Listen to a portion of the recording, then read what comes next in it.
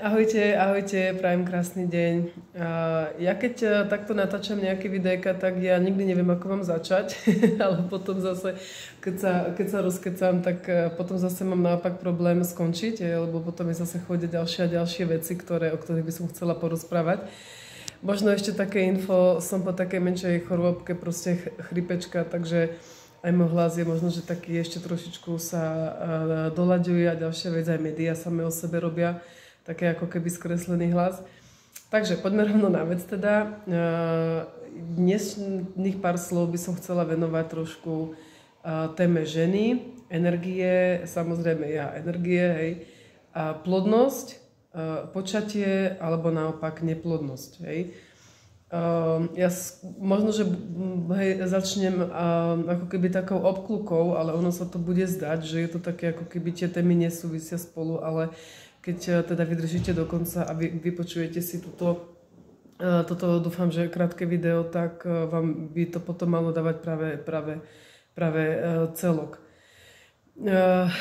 Čo sa týka tých energií, hej, tým, že vlastne ja skutočne pracujem v tých energiách nejakých 20 rokov, tak už teraz tie veci vnímam trošičku z toho nadhľadu a samozrejme vždycky sa mám čo už vlastne posúvať ďalej. Ale proste viem to porovnať, ako keby tá príčina, následok, hej, prečo sa veci dejú, prečo sa naopak zase nedejú. Prípadne už teraz niekedy sa človeku posunie taký ten aha efekt, ale však vlastne viem, prečo tie veci nefungujú. No a energie, hej. Na začiatku asi aby som vlastne vysvetlila, že nemám na mysli tie energie ako ČEZ a proste elektrika a tak ďalej.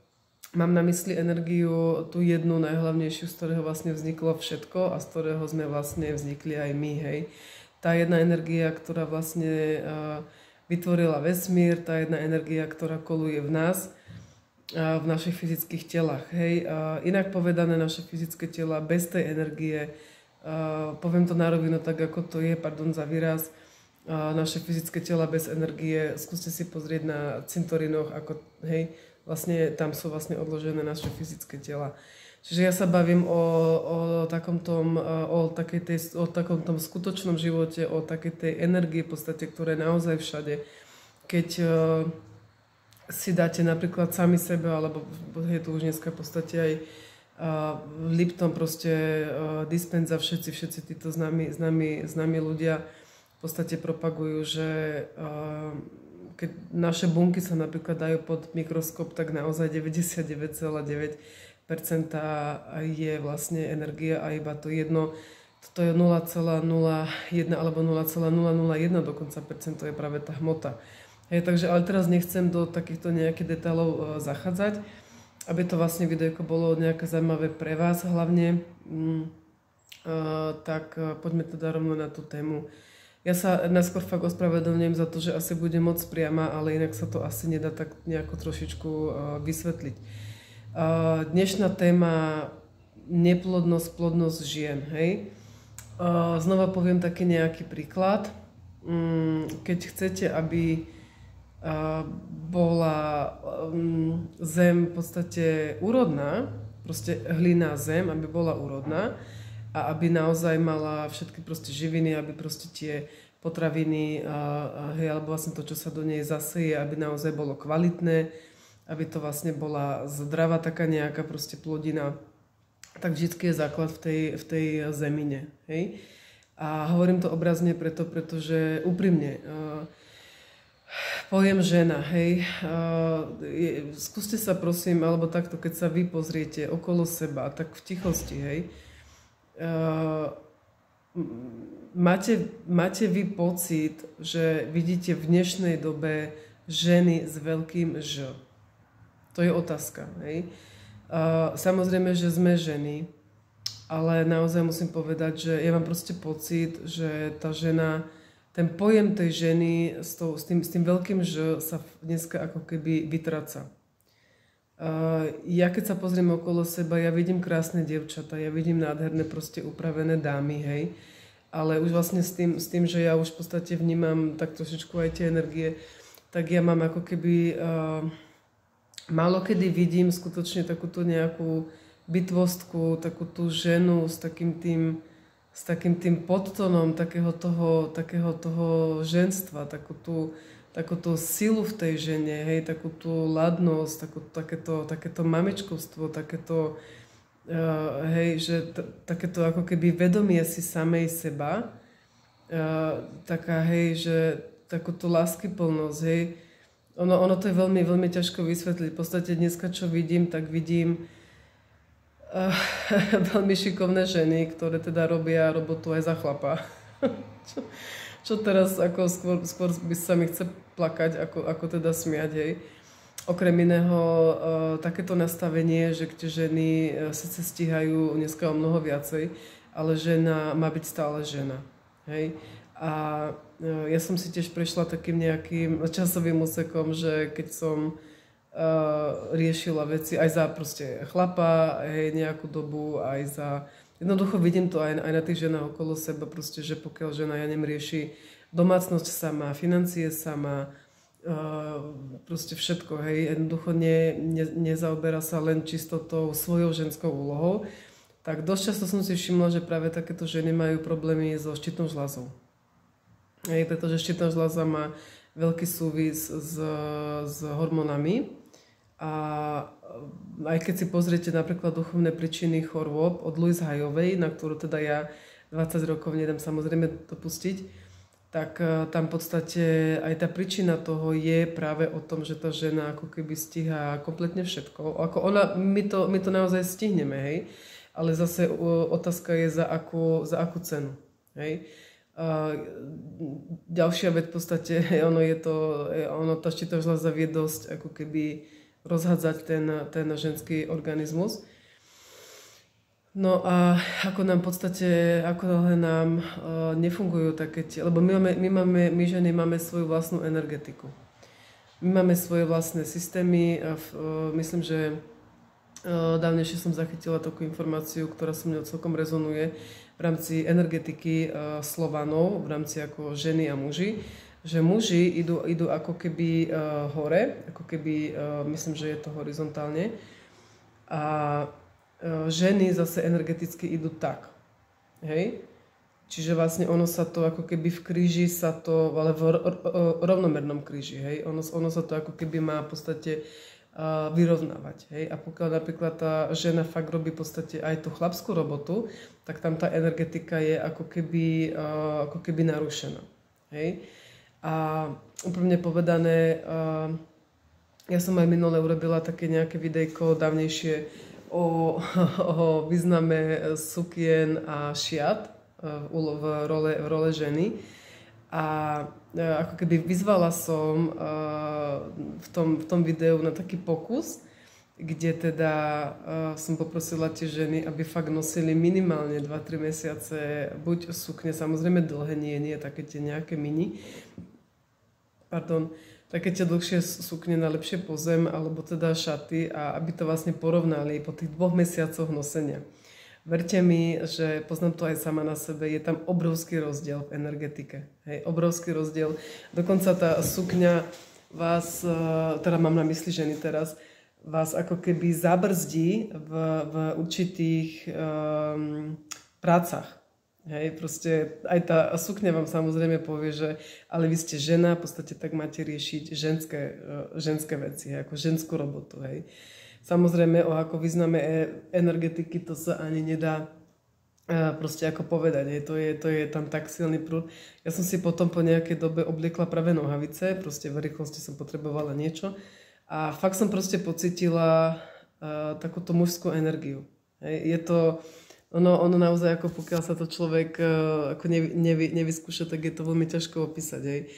Ale ďalšia vec, tá ženská energia je iná samozrejme, hej. Ona je taká jemná, taká proste mamičkovská, taká opečujúca, taká, hej. Navyše, dovolím si fakt povedať, že ako náhle sa človek nacíti na takúto tú energiu, samozrejme žena, hej, pokiaľ sa nacíti na takúto energiu, pretože ona si vybrala, že bude žena, tak je to také proste, je to také hĺbkové, také... To sa asi veľmi, veľmi ťažko dá takto nejak proste opísať cez to video. Ďalšia vec, úloha vlastne sukňa. Teraz sa už vlastne dostávam ku tej ku tej ako keby plodnosti, neplodnosti a prečo som spomenala tú hlinu, alebo to vlastne úrodnú zem. A dneska, teraz aj pokiaľ sa nebavíme o nejakých akože medicínskych záležitostiach, ale teda riešime čisto iba ako energetiku, hej. Takéto jadro a nechcem povedať, že srdce ženská energie to by bola hlúposť, ale v podstate jadro síly ženy je v maternici. Hej. Preto má žena tú sukňu, pretože ona ako keby, muž vlastne berie tú energiu z toho vesmíru. Hej. V podstate ako otec slnko. Hej. A tá žena zase naopak z tej sukne, cez tú sukňu hore, berie tú zemskú energiu. Preto sa hovorí matka zem. Hej. Takže ono, tá sukňa je ako keby taký nejaký zvon, kde vlastne tá žena vťahuje cez seba, cez tú zemu, naučí samozrejme chodiť boso, vlastne berie tú energiu zase smerom hore. Hej. Preto je ako veľmi, veľmi dôležité, pokiaľ v rámci ako fungovania muž a žena. Hej. Čiže energia z hora, energia znútra. Hej. Z podu. V podstate ako keby dualita. Hej. A chcem povedať to, že vlastne keď žena nosí tú sukňu, tak naozaj vyživuje energeticky práve tú maternicu. Hej. Maternica je presne obrazne povedané tá vyživujúca zem, tá vyživujúca pôda, tá hlina na to semiačko. Hej. A pokiaľ tá maternica sama o sebe nie je vyživovaná energeticky, tak tam po väčšine sú trošku problémy práve s tým otehotnením. Plus samozrejme ďalšie veci ako ten predmenštruačný systém, prípadne nejaké bolesti, hej, akože v rámci našich cyklických vecí. Takže všetky tieto veci majú súvisť. Ako pôvodne žena, alebo samo o sebe telo je úplne dokonalé. Hej. Akurátne prečo sú nejaké boliestky, problémy, choroby a tieto veci je práve v tom, teraz báme sa čisto o tých ako ženách, ženské veci a tak, že vlastne tam je nejaká disharmónia, určite je tam disharmónia energie. Je, akože vlastne energetická neharmónia tam je. To, že potom je, dajme tomu, ešte v ďalších prípadoch to telo kyslé, ako vlastne prekysličené, to už je potom ďalšia vec, hej. Takže ono to vlastne samozrejme všetko súvisí so všetkým. Ešte chcem vlastne ku tomu povedať to, že tá príroda, my sme sa už za tú dobu tak moc odklonili od prírody, že si myslíme, že my ako keby nepotrebujeme, ale zabudli sme na to, že my sme tá príroda. Hej? A čím viacej sme ako keby odklonení od takých tých prírodných vecí, tak tým pádom sme odklonení aj od tej energie, aj od vlastne samých seba, hej. A ešte chcem povedať možno, že takú vec, ja viem, že táto téma je taká dosť, možno, že v dnešnej dobe citlivá, viem, že asi toto video nie je pravdepodobne pre všetkých, hej. Samozrejme, kto má, tak si ho proste vypočuje. Ale ešte sa chcem vlastne dotknúť jednej veci, a to je to, že v našom inkarnačnom pláne, vlastne ešte predtým teda, ako sme prišli ako bytosti túto do tých našich fyzických tiel, tak sme si sami naplánovali, či budeme mať deti alebo nie. Na to treba naozaj proste, na to netreba vlastne zabúdať, hej. Či vlastne ako konkrétne sme vedeli, že prídeme dajme tomu do Európy, alebo do Čiech, alebo na Slovensku. My sme proste, hej, my sme vedeli úplne o všetkom, hej. Jednoducho podpísali sa tam nejaké zmluvy, že dajme tomu, ja budem mať toľko detí, prípadne, že nebudem mať toľko detí, hej. Takže všetko je to ako keby v tom inkarnačnom pláne, hej. Takže niekto proste deti má, niekto jednoducho deti nemá. Ale zase na druhej strane chápem to, že vlastne dneska je doba, aká je a dnešný systém teda nepraje tomu zdraviu, zvlášť strava, celkovo stres a tak, takže hovorím, všetko je to o tých energiách a pokiaľ teda akože deti máme mať, hej, a majú byť súčasťou, hej, našich tiel. To vám povie hociaká nejaká taká kvalitnejšia dula alebo prípadne asistentka, že keď, dajme tomu, maminky sú tehotné, tak oni, alebo ešte pred tým tehotenstvom teda, tak existujú také dámy alebo páni, ktoré s tým pracujú, že proste vidia, že dajme tomu to dieťa ako keby lieta okolo nich nejakú tú dobu, ale jednoducho nevie sa usadiť. Lebo nemá kde. Hej, lebo proste to semiačko nemá pripravenú tú pôdu. Hej, nemá tam tá žena také tie podmienky na to, lebo všetko je to o žene. Všetko je to o žene. Hej. Žena je tá energetická, ten použijem výraz, katalizátor celej tej rodiny. Cez ženu sa vlastne energeticky vyživuje muž a aj deti. Žena sa nemá preto chrániť, že by bola nejaká, ja neviem, citlivá alebo zraniteľná. My sme ešte silnejšie, teda zvlášť, keď sme si vedomé, že sme sami bosorky, že? Ale my sme práve preto také veľmi... Vlastne tí muži nás majú chrániť, nás majú chrániť práve preto, že teda naozaj cez nás sa ten muž vlastne posilňuje energeticky. Ďalšia vec je to, že pokiaľ sú napríklad deti choré, tak vždycky je zapotreba pracovať s tými rodičmi, obzvlášť teda s matkou. Hej, proste to tak je, hej, jednoducho ja keď pracujem s tými ľuďmi, tak vidím to, hej, proste aký je proces u tých detí konkrétne, keď pracujem s tými mamami, keď mám tie mamy na tom stole, a tak deti to jedno, koľko sú kilometrov, ale proste oni to cítia, hej. Zase mi naskočili ďalšie veci ku tomuto. 16 minút videjko. Čiže len tak ako keby suma sumarum v podstate počúva tú prírodu, hej, v podstate počúva tú prírodu, my ženy vieme, prečo máme tie biologické hodiny, no to nie je len tak, je to tiež vlastne súčasť prírody, že? Takže počúvať tú prírodu, akceptovať svoje tela, mať sa rád, vlastne počúvať. Samozrejme ešte, čo som vlastne chcela také ako najhlavnejšie povedať ku tomu ako počatiu, hej. Taký typ, hej, je to, ako hovorím, je to moja skúsenosť, hej, nech si z toho každý zoberie ako to, čo chce. Ale to, čo vnímam ja a čo ako keby tak aj teda naciťujem, je to, že dajme tomu taký typ ku počatiu, hej. Pokiaľ žena nemôže otehotnieť, v tom, ako naozaj väčšinou je za tým to, že nemá takú tú energetickú, hej, vlastne pripravenú tú živú pôdu. Naozaj odporúčam taký ako keby postup, hej. Skúste vyhľadať niekoho v okolí, kto pracuje s energiami, ale fakt choďte podľa srdca. Hej, naozaj ten človek, ku nemu vás to musí, ako, väčšinou to poznáte tak, že vás to ku tomu človeku ťahne. Hej, že proste je vám sympatický. Srdce hovorí áno, hej. Naozaj proste počúvajte svoj pocit, počúvajte svoje srdce.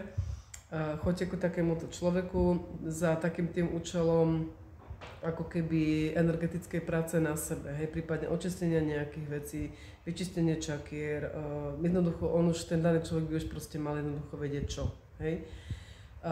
Potom, čo by som veľmi odporúčala, je 3 mesiace. Dajte si fakt minimálne 3 mesiace, hovorím teraz ku ženám, noste sukne, noste šaty, nabite si tú maternicu, nabite sa energeticky. Po tých troch, ako úplne proste jednoducho zabudnite na to, že máte v pláne nejaké tehotenstvo. Proste to úplne jednoducho vypustíte. Dajte si čas 3-4 mesiace. Hej, ideálne je ako je pol roka, hej, ale no tie 3-4 mesiace, skôr tie 4. Potom by som odporúčala znova navštíviť niekoho, kto s vami prejde znova ten energetický proces, prípadne rituál, teda ja už robím tak ako keby rituál. Hej, a vlastne potom, keď budete mať vlastne ako keby pripravené tie podmienky, potom jednoducho nie je samozrejme problém, hej.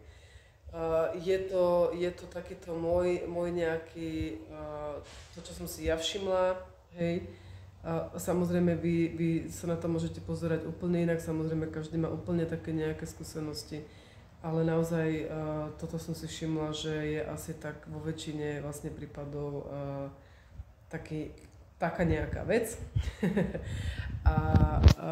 Takže Takže tak vám prajem krásny deň. Ak vás to oslovilo, toto videjko, budem veľmi rada, ak mi dáte nejakú spätnú väzbu. Prípadne, ak máte vy nejaké doplňujúce veci, čo vám napríklad pomohlo otehotnieť, alebo ako napríklad posilniť tú svoju ženskosť. Budem naozaj veľmi rada, ak mi napíšete. Skutočne veľmi rada, pretože my ženy sme tu od toho, aby sme si pomáhali. I mne sa napríklad veľmi páči taká tá myšlienka tých, keď sa aj pozriem pár rokov dozadu, že ako si tie ženy vlastne pomáhali, keď vlastne bol tam ten červený stán. A pomáhali si navzájom, proste radili si. Priznám sa, dneska mi to trošku chýba, pretože dneska to tak nie je, ako to bolo kedysi. Hej. Keď len si pozrite, ja neviem, dajme tomu 50 rokov dozadu, tak sa fakt nosili tie sukne. Hej. Ženy mali pomaly 12 detí, 8 detí, hej, 4 deti. Takže, a dneska je to zase trošku inak. No. Skúste si aj z mojich slov v podstate nacítiť to, čo chcete, to, čo vám ako srdce samozrejme zoberie. Nemusíte so mnou úplne súhlasiť, verte sa, riadte sa vždycky pocitom a riadte sa vždycky srdcom. Takže budem veľmi rada naozaj, ak budem od vás počuť nejakú spätnú väzbu, prípadne nejaké vaše rady, tipy, prípadne môžete konkrétne dať do komentu osobu, ktorá vám s tým pomohla. Hej, pokiaľ fakt máte nejakú dobrú, dajme tomu, ja neviem, dulu alebo ja neviem, niekoho energetického, kto je naozaj ako vyskúšaný, tak bola by som veľmi rada, ak by sa to vlastne aj cez toto video posunulo ku ostatným ľuďom a v podstate ženy, pomáhajme si navzájom, od toho tu sme. Majte krásny deň.